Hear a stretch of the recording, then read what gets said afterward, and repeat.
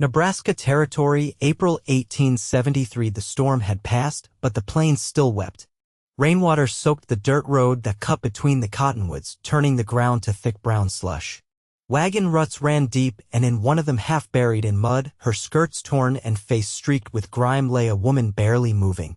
Ronan Nash spotted her from horseback. He had been riding east from Fort Kearny, heading back to his homestead after trading cornmeal and smoked venison for nails and lamp oil.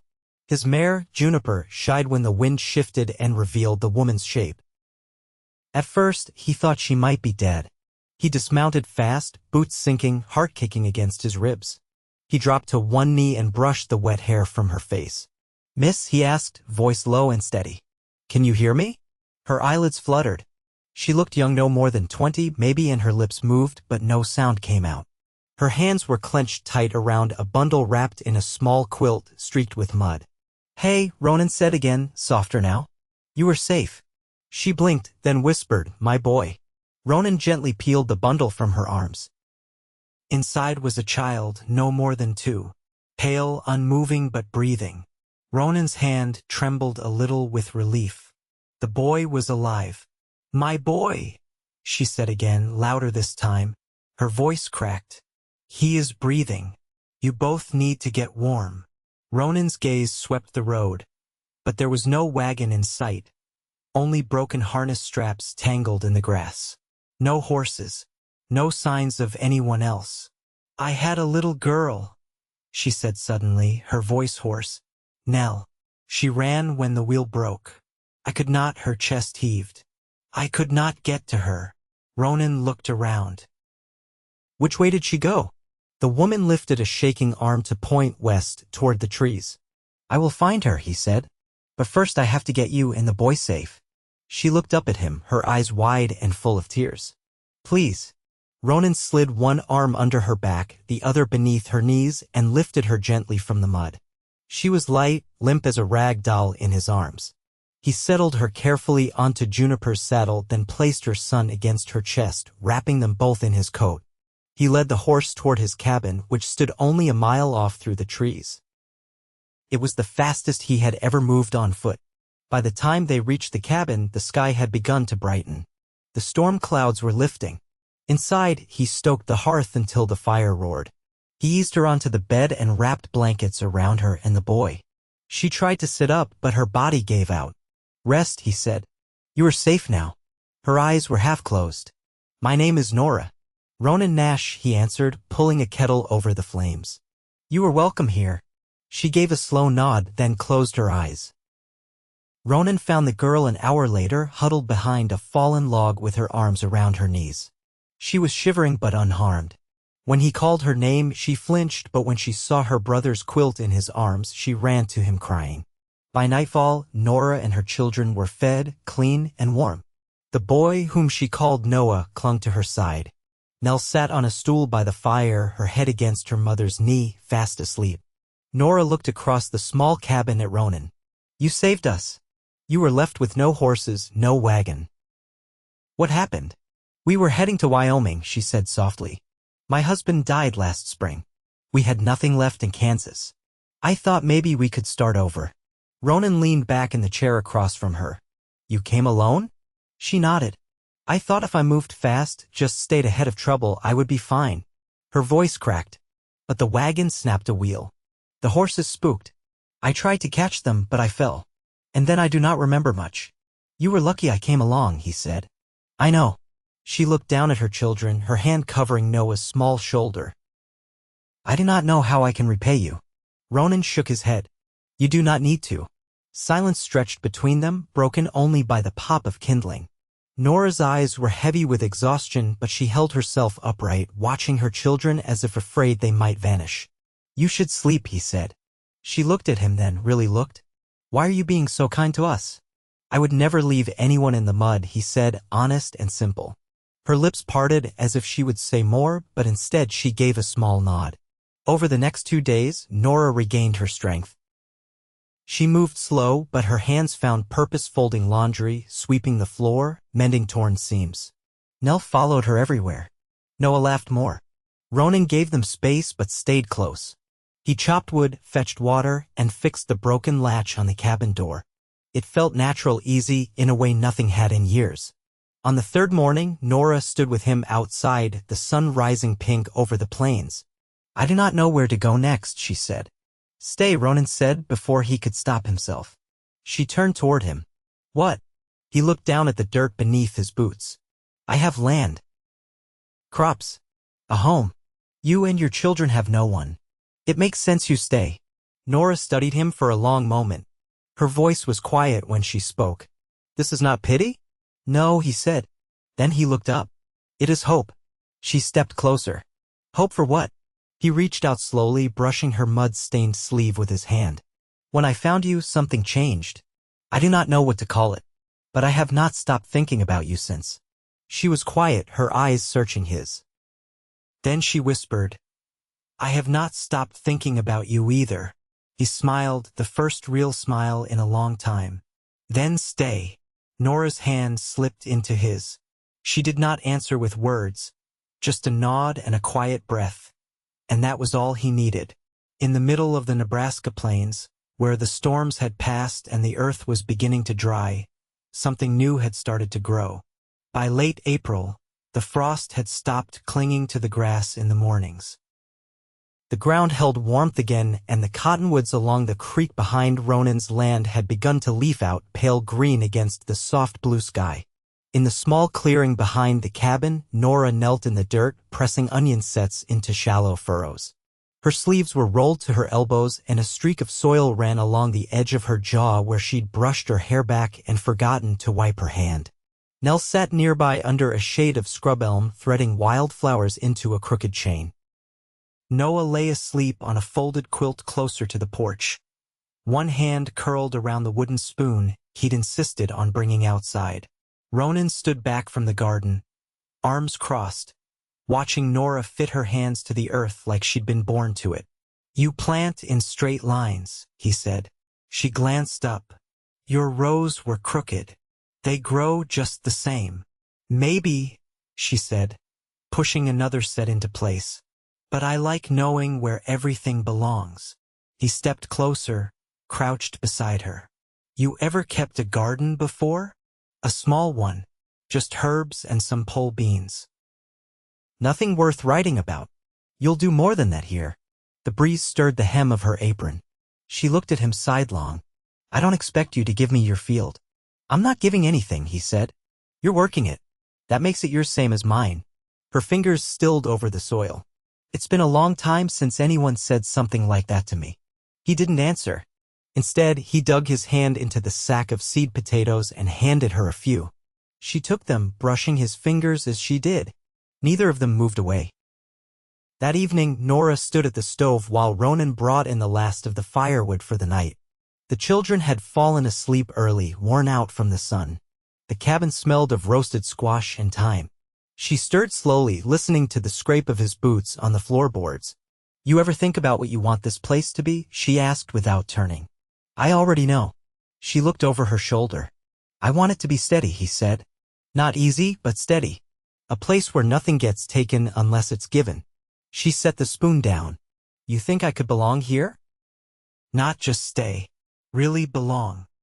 He stepped close, not touching her, but near enough she could feel the heat off him. "You already do." Norah's eyes searched his face. "You don't even know everything about me." "I know enough." She twisted the edge of her apron, then let it go. "I married young. William was kind at first. Then he wasn't. Not cruel, just gone. Even before he passed. Always looking for something better than what we had. You don't have to explain." "I want to." Her voice softened. "I thought I could fix things by moving west. Start fresh. I didn't expect anyone to care what happened to me after the wagon broke. I did. I know. That's what scares me." He reached up, brushed a bit of ash from her cheek with the back of his hand. "There's nothing to be afraid of here." She didn't look away. "If I stay, it's not just for shelter. I wouldn't want it to be." They stood like that for a long moment, the air between them full of quiet understanding, of things not needing to be rushed. Later, when the oil lamp was turned low and the fire had burned down to embers, Norah sat at the edge of her bed, brushing out her hair. Ronan sat near the door, whittling a block of pine into something that hadn't yet taken shape. She didn't speak, but her eyes found his across the room. He set the knife aside. "You don't have to prove anything here," he said. "You don't have to earn your place." Her voice was soft, but steady. "I want to build something. With you." He stood slowly. "Then we'll build it together." He crossed the room, stopping just in front of her. She reached for his hand and held it palm to palm like a promise passed between them. Outside, the wind whispered through the cottonwoods. Inside, the silence felt full, not empty. They didn't speak again that night. They didn't need to. Ronan rose before the sun, as he always had. But now the mornings held a different rhythm. When he stepped outside to check the henhouse, the door behind him creaked softly.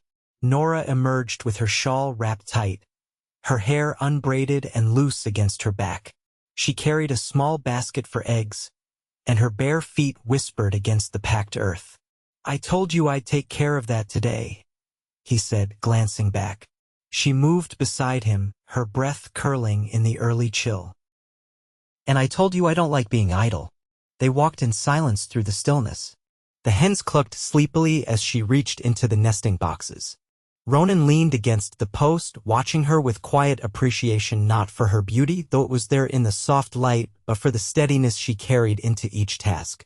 "I was thinking," she said, placing the eggs carefully into the basket. "If I could trade some embroidery in town, maybe I could get wool for the children. Nell's dress is nearly too short. You'd have to take the wagon. It's a fair ride to Kearney. I know the way. You've shown me." He studied her face. "You're not afraid to go alone?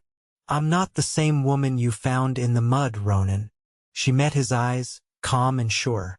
"I won't break." He stepped closer. "I never thought you would. But I still don't like the thought of you out there without someone riding beside you." She tilted her head. "Then come with me." He hesitated. "The barley's almost ready to turn. I'd have to leave it a day or two." "I can wait a week," she said simply. "I'd rather go with you."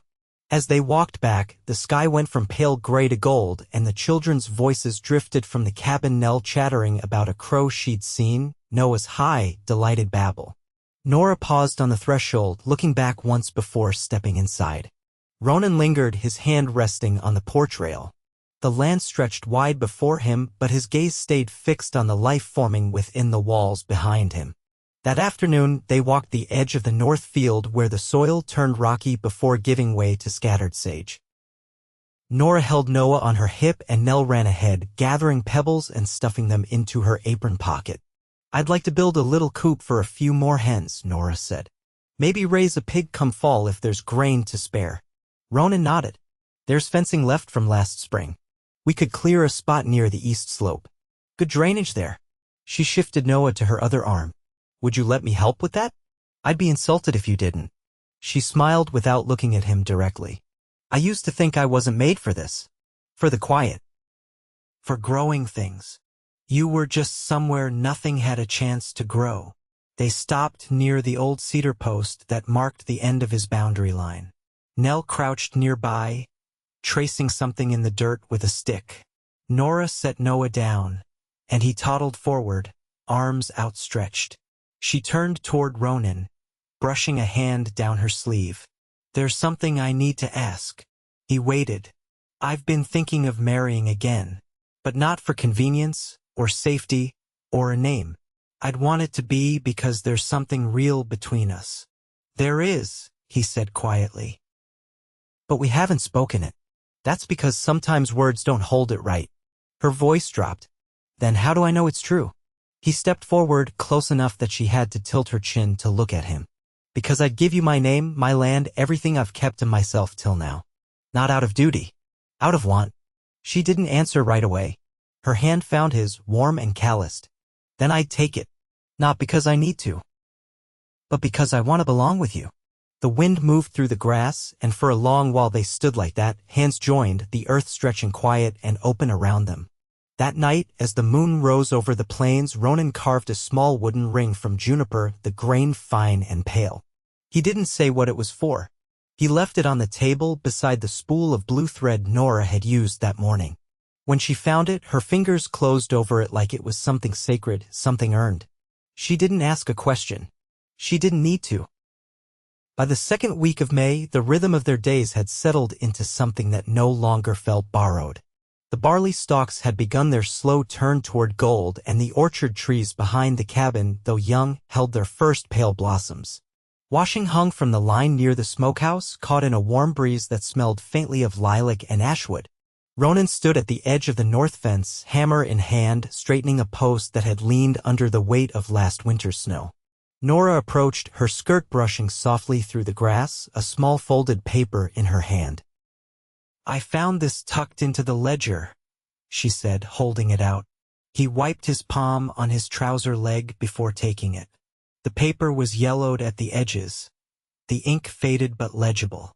A deed transfer, scrawled in the careful hand of his father, dated 8 years back. "Never knew it was still in there," he muttered. "You never talk about them," she said. He folded the paper slowly, slipping it into his shirt pocket. "There's not much to tell that hasn't already settled into the ground." Norah stood still beside him, waiting. "My father died when I was 20. Fell from the hayloft fixing a beam. My mother lasted another winter, but not well. After that, it was just work and quiet." She reached up and brushed a strand of wind-blown hair from her brow. "You stayed here all that time. I thought if I kept the place alive, they wouldn't feel so far off. And now," he looked toward the field, "now it feels like it's beginning again." Her fingers grazed his sleeve. "You think the land remembers us? I think it remembers what we build into it."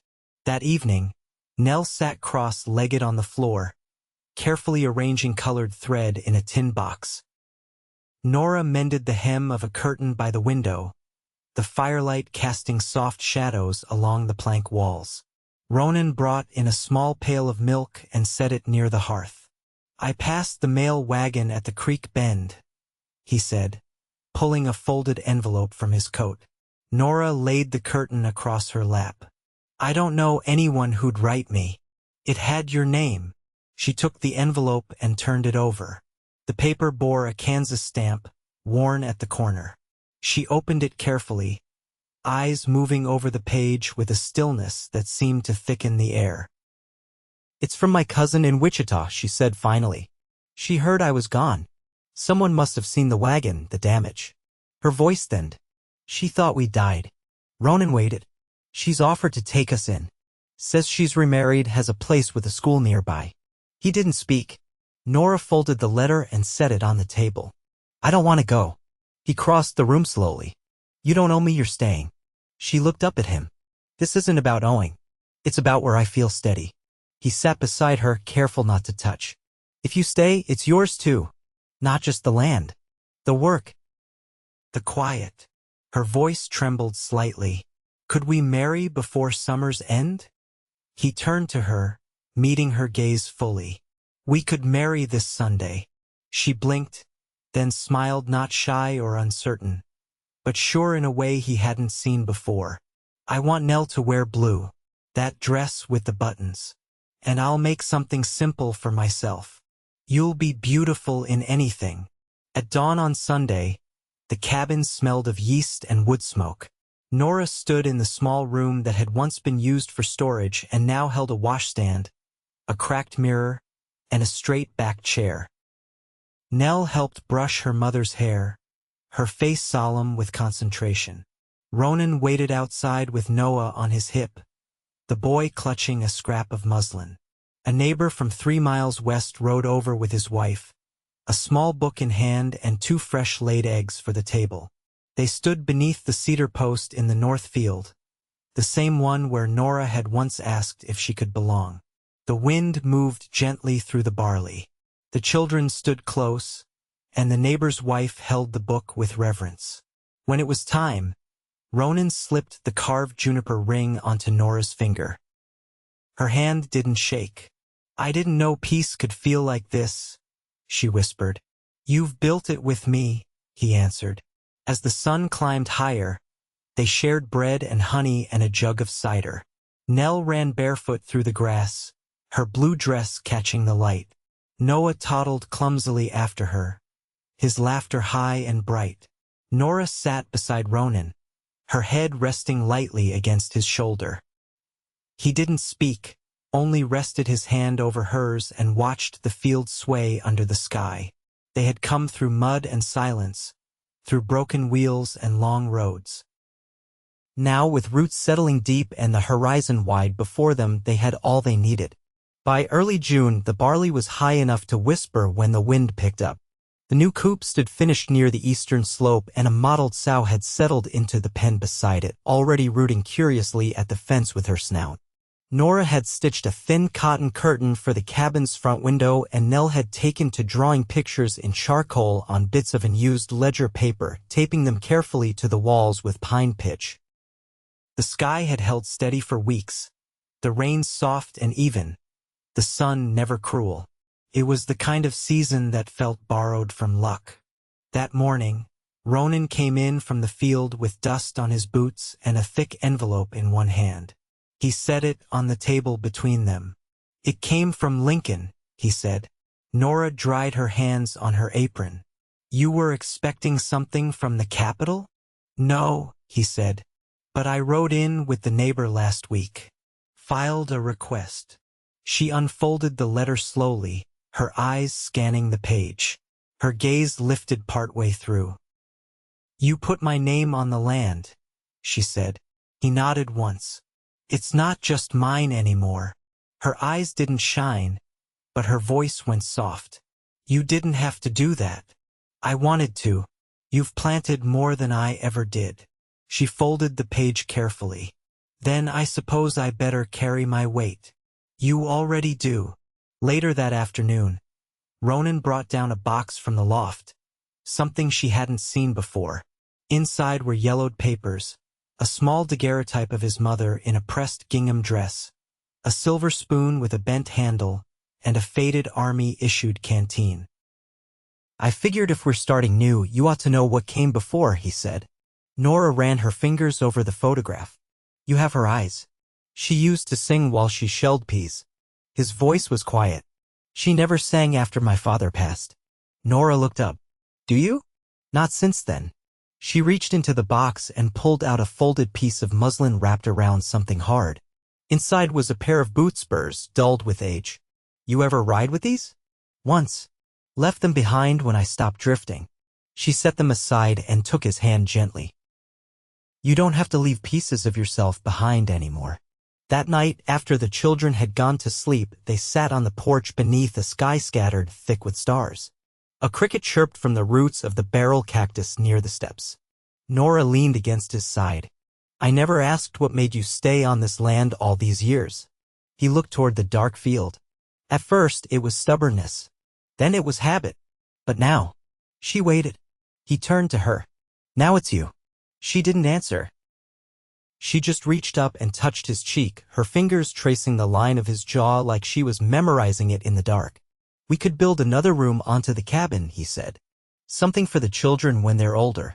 She smiled faintly. And maybe a loom. I haven't woven in years. You'll have it. Whatever you need. Their hands found each other's without looking. The stars turned overhead, slow and unhurried. By early August, the field was ready to cut. Norah tied her hair up under a suncloth and worked beside him, raking the barley into neat rows while Nell carried water between them in a pail. Noah toddled along the edge of the field, watched carefully by the neighbor's daughter who'd come to lend a hand in exchange for a sack of flour. That evening, they sat on the porch with their feet bare and their shoulders brushing. Norah held a skein of blue yarn in her lap, winding it slowly around her fingers. I thought I'd teach Nell to spin once the days grow short, she said. She'll take to it, he said. She's not afraid of her hands getting raw anymore. He looked at her. Neither are you. She turned her face to him, smile quiet and sure. I stopped being afraid the day I knew I'd never have to run again. You won't. She leaned in then, not hesitating. Her mouth met his in the kind of kiss that didn't race, that didn't ask. It was full of warmth and the weight of everything they carried to get here. When she pulled back, her forehead rested against his. I love you. His hand slid behind her neck, steady and sure. I've loved you since the first time you looked at me like I wasn't something to fear. The porch creaked beneath them as they stood. Inside, the fire had burned low, but the warmth lingered. The first frost came late that year, and when it did, the cabin was ready. The added room held a pine-framed bed for the children, a woven rug, and a shelf Norah had carved herself. The loom sat by the south window, half-dressed with wool from their own sheep.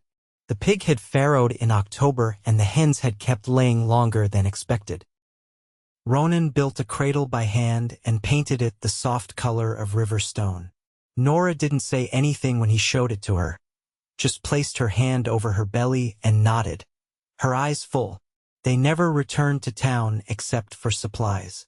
The land gave what they needed, and they gave it back in kind. In the evenings, Ronan read aloud from the almanac while Norah mended seams or spun fleece. Nell wrote letters to her cousin in Kansas, and Noah learned to count by grouping pebbles on the hearth. They celebrated their first winter together with spiced cider and a roast hen from their own coop. Snow came thick, but the cabin held firm and the fire never went out. Sometimes, late at night, Norah would wake and rest her hand on Ronan's chest just to feel the quiet rise and fall of his breath. He'd open his eyes and pull her close, his hand resting over hers. Spring would come again, and with it new growth, new life. But for now, they had enough. They always would.